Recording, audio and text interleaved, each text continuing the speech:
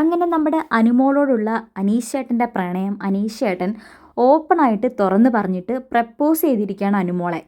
ഇതിൽ എത്രമാത്രം സത്യമുണ്ടെന്നൊന്നും അറിയത്തില്ല, ഇതൊരു പ്രമോ മാത്രമാണ്. അപ്പോൾ നമുക്ക് നാളെ അറിയാൻ പറ്റത്തുള്ളൂ.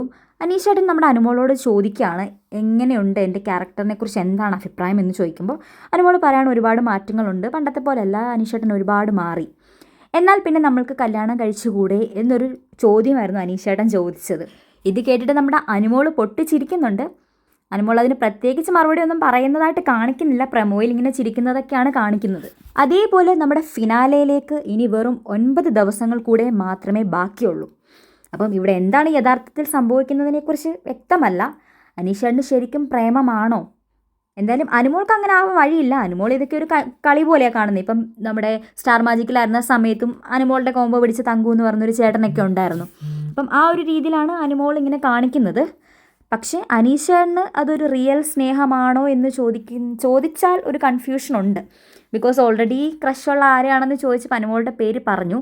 അതിനുശേഷം അനുമോളോടൊരു സ്പെഷ്യൽ അറ്റാച്ച്മെൻറ്റ് അനീഷേട്ടൻ കാണിക്കുന്നുണ്ട്, അനുമോൾ അങ്ങോട്ടും കാണിക്കുന്നുണ്ട്. ഇവർ തമ്മിലുള്ളൊരു കോംബോ അല്ലെങ്കിൽ ആ ഒരു സ്നേഹം അവിടെ വർക്കൗട്ട് ആയിട്ടുണ്ട്.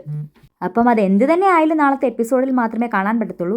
അനീഷേട്ടൻ ഈ കുറച്ച് ദിവസങ്ങൾ കൊണ്ട് അനുമോളുടെ അടുത്ത് ഒരുപാട് അട്രാക്ഷൻ അല്ലെങ്കിൽ ഒരു അറ്റാച്ച്മെൻ്റ് ഒക്കെ കാണിക്കുന്നുണ്ടായിരുന്നു പല സന്ദർഭങ്ങളിൽ.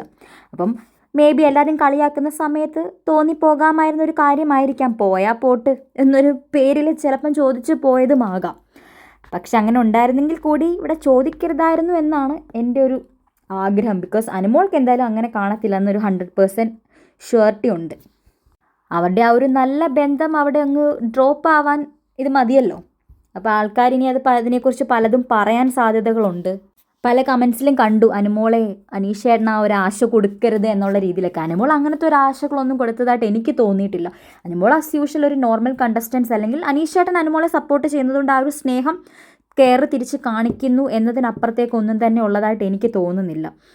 അപ്പോൾ ഇത് റിയൽ ആണോ അല്ലെങ്കിൽ ഇത് ചുമ്മാ അവർ തമാശയ്ക്ക് ചോദിക്കുന്നതാണോ അതോ ക്യാഷ്വലായിട്ട് ചോദിക്കുന്നത് ഈ പ്രമോയിൽ കുറച്ച് എഫക്റ്റൊക്കെ ഇട്ട് വരുന്നതാണോ എന്നറിയത്തില്ല. എന്തായാലും നമുക്ക് കാത്തിരുന്ന് കാണാം.